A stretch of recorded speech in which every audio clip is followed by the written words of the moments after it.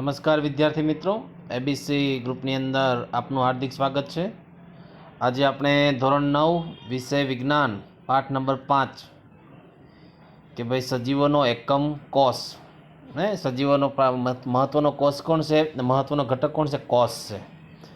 તો કોષ વિશે આપણે પ્રાથમિક માહિતી મેળવી એ રોબર્ટ હુક નામના વૈજ્ઞાનિકે સૌપ્રથમ બાટલીના પાતળા બૂચનું અવલોકન કર્યું।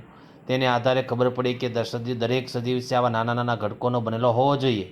એ તેને આધારે આપણે કોષની શોધ થઈ। કોષ એ સજીવનો રચનાત્મક અને ક્રિયાત્મક એકમ છે, કારણ કે સજીવમાં થતી મોટાભાગની બધી જ ક્રિયાઓ છે એ કોષ થાય। રેડી છે? આ ઉપરાંત આપણે કોષ કેન્દ્ર વિશે આપણે ભણ્યા કે આપણું જનનિક દ્રવ્ય ડીએનએ જે વારસાગત લક્ષણો છે એ પેઢી દર પેઢી વહન પામે છે, તે ક્યાં રહેલા હોય? તો કોષ કેન્દ્રની અંદર। એના વિશે પણ આપણે અભ્યાસ કર્યો। હવે વિદ્યાર્થી મિત્રો, આપણે અહીંયા વનસ્પતિ કોષ અને પ્રાણી કોષની આપણે આકૃતિ પણ દોરવાની થશે અને એનો તફાવત પણ સમજવાનો થાય। તો વિદ્યાર્થી મિત્રો, જ્યારે રેગ્યુલર ક્લાસ શરૂ થશે તો કેવી રીતે આકૃતિ દોરવી એ હું તમને સમજાવીશ। આને આધારે તમે બહુ સરળ મેં આકૃતિ દોરેલી છે। રેડી? આવી જ આકૃતિ તમારે પાકી નોટની અંદર દોરવાની છે। તો દોરવા શરૂઆત ક્યાંથી કરશો તમે? તો જુઓ કે સૌ પ્રથમ તમારે વનસ્પતિ કોષની વાત કરીએ તો સૌ પ્રથમ તમારે કોષ દિવાલ દોરવાની। શું દોરવાની? કોષ દિવાલ। કોષ દિવાલની અંદર છે તમારે દોરવાનું કોષ રસ પટલ। વિદ્યાર્થી મિત્રો, તમે જાણો છો, આપણે ભણી ગયા કે ભાઈ પ્રાણી કોષમાં કોષ દિવાલ હોતી નથી। કોષના સૌથી બહારના ભાગમાં કોણ હોય? કોષ રસ પટલ હોય। જ્યારે વનસ્પતિ કોષની અંદર સૌથી બહારના ભાગમાં કોષ દિવાલ હોય અને એના અંદરના ભાગમાં કોણ હોય? કોષ રસ પટલ। તો કોષ દિવાલ બહારના ભાગમાં છે, કોષ રસ પટલ છે કેવું છે? અંદર છે। વળી વનસ્પતિમાં બહારનું સ્તર કોષ દિવાલ હોય, જ્યારે પ્રાણીની અંદર બહારનું સ્તર કોણ હોય? કોષ રસ સ્તર, કારણ કે પ્રાણીઓની અંદર કોષ દિવાલનો શું હોય? અભાવ હોય। હવે આપણે એની બંનેની અંદર આ કોષ રસ પટલ અંદરનો ભાગ અને પ્રાણી કોષના કોષ રસ પટલની અંદરનો ભાગની અંદર આ બધી અંગિકાઓ આવેલી છે। તો સૌ પ્રથમ તમારે શું દોરશો? તો ભાઈ વનસ્પતિ કોષ કે પ્રાણી કોષ બરોબર મધ્ય ભાગની અંદર તમારે કોષ કેન્દ્ર દોરવાનો। શું દોરવાનું? કોષ કેન્દ્ર। જો વનસ્પતિ કોષ હોય કે પ્રાણી કોષ, બંનેની અંદર મેં શું દોરેલું છે? કોષ કેન્દ્ર। અને કોષ કેન્દ્રની અંદર મધ્ય ભાગની અંદર એના મધ્ય ભાગમાં કે વચ્ચે ગમે ત્યાં તમારે કોષ કેન્દ્રિકા દર્શાવવાની। શું દર્શાવવાની છે? કોષ કેન્દ્રિકા। જો પીળા રંગની કોષ કેન્દ્રિકા દર્શાવી છે। રેડી? તો બંનેની અંદર સમાન જોવા મળશે। હવે આ બંને કોષ કેન્દ્રને જોઈન્ટની અંદર તમારે અહીંયા અંતઃકોષરસ જાળ જો આ દર્શાવવાની છે। બંને કોષની અંદર હોય, વનસ્પતિ કોષ હોય કે પ્રાણી કોષ, બંનેની અંદર તમારે શું દર્શાવવાની છે? અંતઃકોષરસ જાળ। આ દુધિયા રંગની શું છે? અંતઃકોષરસ જાળ। ત્યારબાદ આપણે વિદ્યાર્થી મિત્રો શું કરશું કે ત્યારબાદ આપણે અહીંયા છે કણાભ સૂત્ર। બંને વનસ્પતિ કોષ અને પ્રાણી કોષ બંનેની અંદર છે કણાભ સૂત્ર। આપણા શરીરનું પાવર હાઉસ છે, તો બંને કોષની અંદર કણાભ સૂત્ર દોરશું।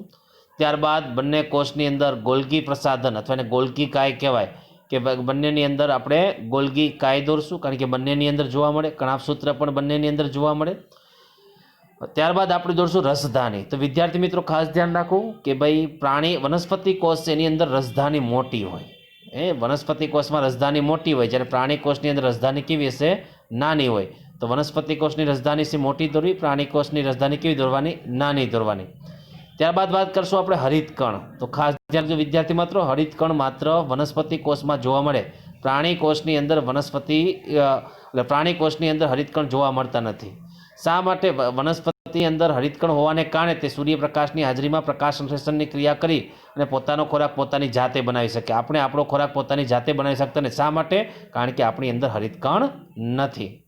ત્યારબાદ વિદ્યાર્થી મિત્રો બંનેની અંદર રિબોઝોમ્સ દર્શાવવાના। રિબોઝોમ્સની ઉત્પત્તિ ક્યાંથી થાય? ખરબચડી અંતઃકોષરસ જાળમાંથી। એટલે કે બંનેની અંદરથી તમારે રિબોઝોમ્સ દર્શાવવાના, જે પ્રોટીન સંશ્લેષણનું કાર્ય કરે છે, કે અહીંયા અને અહીંયા બંને બાજુ તમારે રિબોઝોમ્સ દર્શાવવાના થશે। આ ઉપરાંત અતિ મહત્વની અંગિકા છે, આ જે કેસરી કલરના ટપકા છે એ લાઇસોઝોમ્સ છે। બંને કોષની અંદર હોય કે લાઇસોઝોમ્સ એક આત્મઘાતી કોથળી તરીકે ઓળખાય છે। બંને કોષની અંદર લાઇસોઝોમ્સ નામની પણ અંગિકા હોય। આ ઉપરાંત તમારે ડોટ કરી અને જ્યાં પ્રવાહી છે આ બંને કોષની અંદર જોવા મળે એને આપણે કોષ રસ કહેશું। જે સફેદ રંગનું દ્રશ્ય શું છે? કોષ રસ છે। આ ઉપરાંત વિદ્યાર્થી મિત્રો પ્રાણી કોષની અંદર તમે તારા કેન્દ્ર પણ દોરી શકો છો। એની ડિટેલ કોઈ આ 9મા ધોરણમાં આપેલ નથી। પ્રાણી કોષની અંદર તારા કેન્દ્ર આવેલું હોય, જ્યારે વનસ્પતિ કોષની અંદર તારા કેન્દ્ર હોતું નથી। તો વિદ્યાર્થી મિત્રો આપણે અહીંયા તફાવત જોઈએ કે વનસ્પતિ અને પ્રાણી કોષમાં તફાવત શું છે કે વનસ્પતિ કોષમાં કોષ દિવાલ જોવા મળે, પ્રાણી કોષમાં કોષ દિવાલ જોવા મળતી નથી। બીજો તફાવત શું જોવા મળ્યો કે વનસ્પતિ કોષમાં રસધાની કેવી હોય, મોટી હોય, પ્રાણી કોષમાં રસધાની કેવી હોય, નાની હોય। ત્રીજો તફાવત શું જોવા મળ્યો કે વનસ્પતિ કોષની અંદર હરિતકણ જોવા મળે, પ્રાણી કોષમાં હરિતકણ જોવા મળતું નથી। ચોથો તફાવત શું જોવા મળે કે પ્રાણી કોષની અંદર તારા કેન્દ્ર હોય, મેં તમને કીધું, જ્યારે વનસ્પતિ કોષમાં તારા કેન્દ્ર હોતું નથી। બાકી ગોલ્ગી પ્રસાધન છે, કણાભસૂત્ર છે, કોષ કેન્દ્ર છે, અંતઃકોષરસ જાળ છે, લાઇસોઝોમ છે, રિબોઝોમ છે, કોષરસ છે, આ બંને કોષની અંદર આપણે જોવા મળે છે। આગળ આપણે બધી અંગિકાઓ વિશે આપણે ડિટેલમાં અભ્યાસ કરીએ।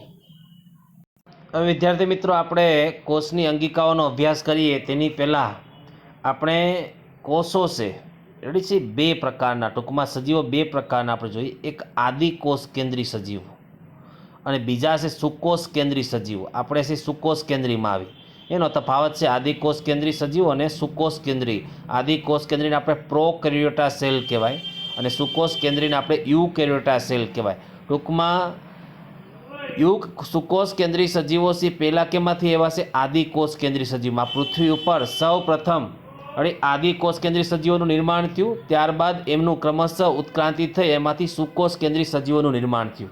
તો આપણે વિચાર જોઈએ આપણે કે આદિકોષ કેન્દ્રી સજીવો કેવા હોય છે કે આદિકોષ, આદિનો અર્થ જ પુરાના થાય। આદિનો અર્થ શું થશે વિદ્યાર્થી મિત્રો? આદિ એટલે પુરાનું, કે જે સજીવોનું બંધારણ છે પૌરાણિક હોય એવા સજીવોને આપણે કેવું કહેવાય? આદિકોષ કેન્દ્રી સજીવો કહેવાય। ટૂંકમાં માહિતી આદિકોષ કેન્દ્રી અથવા પ્રોકેરિયોટા કોષ। જોઈએ આદિકોષ કેન્દ્રી કે પ્રાથમિક પ્રકારનું કોષ કેન્દ્ર ધરાવતા, પ્રાથમિક પ્રકારનું આદિકોષ કેન્દ્રી સજીવોની અંદર સુવિકસિત કોષ કેન્દ્ર હોતું નથી, માત્ર પ્રાથમિક કક્ષાનું હોય અને કોષ કેન્દ્ર ન હોય, એટલે સુવિકસિત કોષ કેન્દ્ર ન હોય। આ ઉપરાંત એમાં કોષ કેન્દ્રિકા હોતી નથી ને કોષ કેન્દ્રની ફરતે કોષ કેન્દ્ર પટલ, મેં તમને કોષ કેન્દ્ર ભણાવ્યું હતું તો એ કીધું હતું કે આ કોષ કેન્દ્ર હોય અને એની ફરતે છે કોષ કેન્દ્ર પટલ આવેલું હોય, કે કોષ કેન્દ્ર શું આવેલું હોય? કોષ કેન્દ્ર પટલ। તો આદિકોષ કેન્દ્રી સજીવોની અંદર આ કોષ કેન્દ્ર પટલનો શું હોય? અભાવ હોય, કે કોષ કેન્દ્ર પટલ આવેલું હોતું નથી। કે પ્રાથમિક પ્રકારનું કોષ કેન્દ્ર ધરાવતા કોષને આદિકોષ કેન્દ્રી કોષ કે પ્રોકેરિયોટા કોષ કહેવાય। આવા કોષ ધરાવતા સજીવોને આદિકોષ કેન્દ્રી સજીવો, કે ટૂંકમાં પ્રાથમિક કક્ષાનું કોષ કેન્દ્ર હોય તેવા સજીવોને આપણે ક્યાં કહેવાય? આદિકોષ કેન્દ્રી।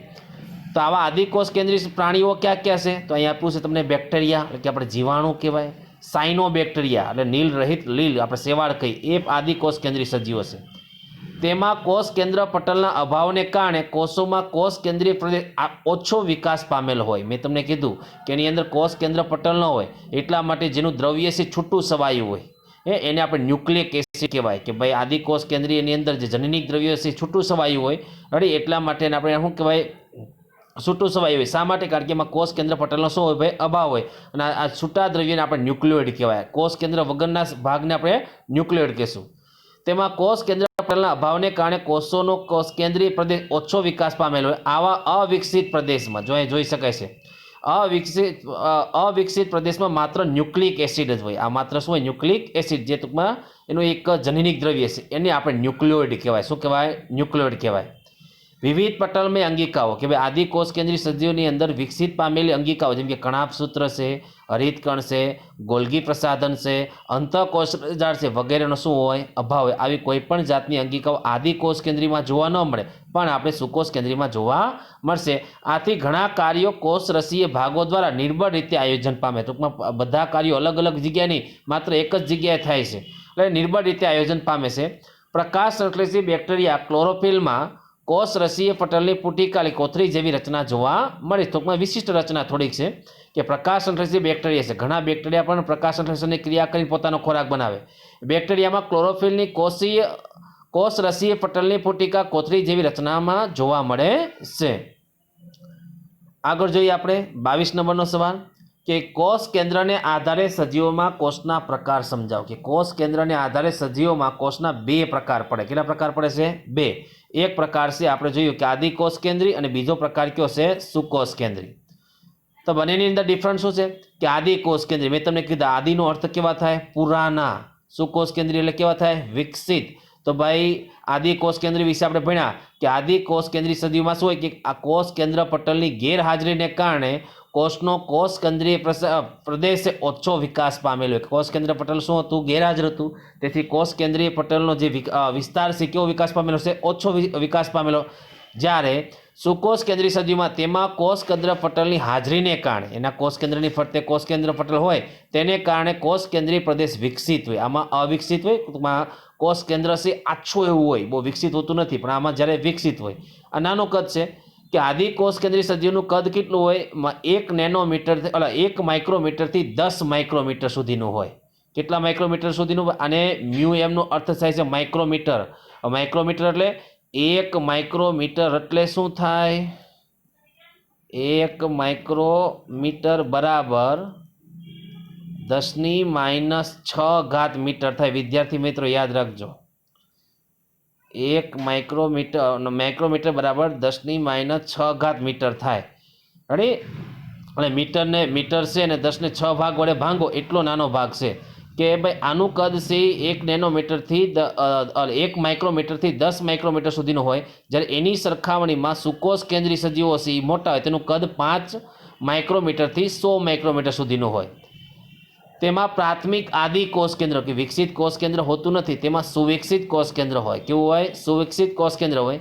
તેમાં અવિકસિત કોષ કેન્દ્રીય પ્રદેશમાં માત્ર ન્યુક્લિક એસિડ ધરાવે છે. મેં તમને કીધું એને આપણે ન્યુક્લિયોઇડ કહેવાય. શું કહેવાય? ન્યુક્લિયોઇડ. જ્યારે સુકોષ કેન્દ્રની અંદર જોઈએ કે તેમાં ન્યુક્લિક એસિડ અને પ્રોટીનના બનેલા રંગસૂત્રનું આયોજન જોવા મળે. મેં તમને કોષ કેન્દ્રનો અભ્યાસ કરાવ્યો ત્યારે મેં તમને સમજાવ્યું. તેમાં કોષ કેન્દ્ર પટલ તેમજ પટલીય કોષીય અંગિકા પણ ગેરહાજર હોય. મેં તમને કીધું ને કણાભસૂત્ર છે, ગોલ્ગી પ્રસાધન છે, એવી બધી અંગિકાની ગેરહાજરી હોય. જ્યારે વિકસિત છે તો કોષ કેન્દ્ર પટલ તેમજ પટલીય કોષીય અંગિકાની હાજરી જોવા મળે છે. આનું આપણે જોઈએ પ્રોકેરિયોટનું ઉદાહરણ મેં તમને કીધું સાયનોબેક્ટેરિયા અને બેક્ટેરિયાનો કોષ. જ્યારે સુકોષ કેન્દ્રની વાત કરીએ યુકેરિયોટાનું છે ભાઈ કે વનસ્પતિ કોષ અને પ્રાણી કોષ છે એ કેવા છે? વિકસિત છે. હવે આપણે જોઈએ, મેં તમને કીધું પહેલાં વનસ્પતિ કોષ અને પ્રાણી કોષની અંદર તફાવત સમજાવ્યો. હવે આપણે એની અંગિકાઓમાં આપણે કોષ કેન્દ્ર વિશે આપણે અભ્યાસ કરી ગયા છે. હવે આપણે અભ્યાસ કરીશું કોષ રસ. કોષની અંદર જે પ્રવાહી આવેલું છે આછા રંગનું અથવા આપણે ઝાંખા રંગનું પ્રવાહી છે, આ પ્રવાહીને આપણે કોષ રસ કહેવાય. જેને કારણે કોષ છે આપણે ભરેલો લાગે. તો કોષ રસ પટલ, જ્યાં તમને આછા રંગનું જે બહારનું પડ છે આખો એક કોષ છે. અરે કોષ રસ પટલ અંદર આવેલા પ્રવાહીને આપણે શું કહેશું? આપણે કોષ રસ કહેવાય. કે આની અંદર જે આ પ્રવાહી આવેલું છે એને આપણે શું કહેશું? કોષ રસ કહેશું. કે કોષ રસ પટલની અંદર આવેલા જે પ્રવાહી છે એને આપણે કોષ રસ કહેવાય. તે કોષનો મોટો પ્રદેશ છે, મોટો પ્રદેશ છે અને ખૂબ ઓછું અભિરંજન ગ્રહણ કરતો હોવાથી હંગામી આસ્થાપનમાં ઝાંખા વિસ્તાર તરીકે જોવા મળે છે. ટૂંકમાં રંગીન હોતો નથી, એ કલરનું ગ્રહણ નથી કરતો, એટલા માટે આછા રંગનો, પાણી જેવા રંગનો જોવા મળે. અને સુકોષ કેન્દ્રીય કોષમાં વિશિષ્ટ પ્રકારની પટલીય કોષીય અંગિકાઓ હોય છે. આ બધી અંગિકાઓ કોષ માટે વિશિષ્ટ કાર્ય કરે છે. કે આ કોષ રસ છે, રેડી? આ કોષ રસની અંદર જ આ બધી અંગિકાઓ આવેલી છે. જો આ કોષ કેન્દ્ર છે, અંતઃકોષ રસ ઝાડ છે, કણાભસૂત્ર છે, હરિતકણ છે, આ બધી અંગિકાઓ છે એ ક્યાં આવેલી? કોષ રસની અંદર. આપણે આગળ જોઈએ કે ભાઈ સવાલ નંબર 24 છે કે વાયરસના ઉદાહરણ દ્વારા પટલનું મહત્વ સમજાવો. આપણે જોઈએ કે વાયરસના ઉદાહરણ દ્વારા જે કોષ રસ પટલ છે એનું મહત્વ શું છે. હવે વિદ્યાર્થી મિત્રો આપણે જાણીએ છીએ કે આપણે વાયરસ છે ને જીવંત લાક્ષણિકતા ધરાવતો નથી. શા માટે? કે વાયરસ છે એ જીવંત લાક્ષણિકતા ધરાવતો નથી. શા માટે? કારણ કે વાયરસનું જે કોષ રસ પટલ ધરાવતા નથી. આપણે ભણી ગયા કોષ દિવાલ નિર્જીવ છે પણ કોષ રસ પટલ કેવી છે? જીવંત હોય. અને આ કોષ રસ પટલ જીવંત હોવાને કારણે સજીવ જીવંત રહેશે. અને જ્યારે વાયરસ છે એ કોષ રસ પટલ ધરાવતા નથી, જેને કારણે તે જીવંત લાક્ષણિકતા ધરાવતા નથી. વાયરસ જીવંત શરીરમાં જ્યાં સુધી દાખલ થઈ અને કોષીય આંતરિક ગુણન ન કરે ત્યાં સુધી જીવંતતા ન દર્શાવે. વાયરસ શું કરે? જ્યાં સુધી વાયરસ વાતાવરણમાં હોય, જ્યાં સુધી વાયરસ વાતાવરણમાં હોય ત્યાં સુધી તે જીવંત સ્વરૂપ નથી. શા માટે? કારણ કે એની ફરતે કોષ રસ પટલ નથી. પણ જેવા વાયરસ છે એ કોઈ પણ મનુષ્ય અથવા કોષની અંદર દાખલ થાય, જેવા વાયરસ ક્યાં દાખલ થાય? કોષની અંદર. કોષની અંદર દાખલ થતાની સાથે જ પોતાનું ગુણન કરશે. ગુણન કરશે એટલે પોતાની સંખ્યામાં શું કરે? વધારો કરે. ત્યારે તે જીવંતતા દર્શાવે. ત્યાં સુધી તે નિર્જીવ ઘટક તરીકે વાયરસ વર્તે છે.